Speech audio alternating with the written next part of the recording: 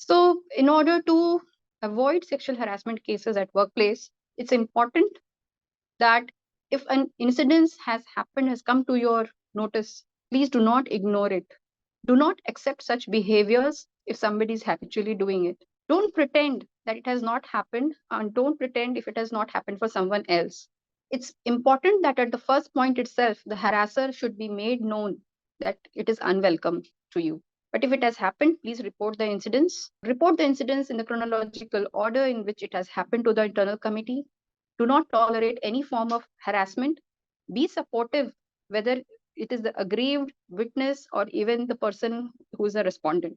If someone wishes to talk to you about the personal experience, it's important all those who come in contact with such kind of information must show a lot of empathy to the person who is complaining and direct to the correct people like the internal committee members. Anybody can file a complaint on behalf of, as I said, can complain on behalf of the aggrieved. And if you see somebody else getting harassed, please take a move forward, because it's important that the workplace is free of fear.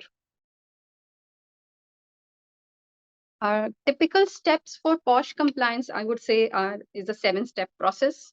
The first, that the organization must formulate a POSH policy and treat sexual harassment like a misconduct. Second, the organization must constitute internal committee, and this formation of internal committee in the form of posters or in form of circulars should be made available across the organization and made available to all the stakeholders. Next step is important, is that we create a lot of awareness amongst all stakeholders regarding sexual harassment and also about the members of the internal committee.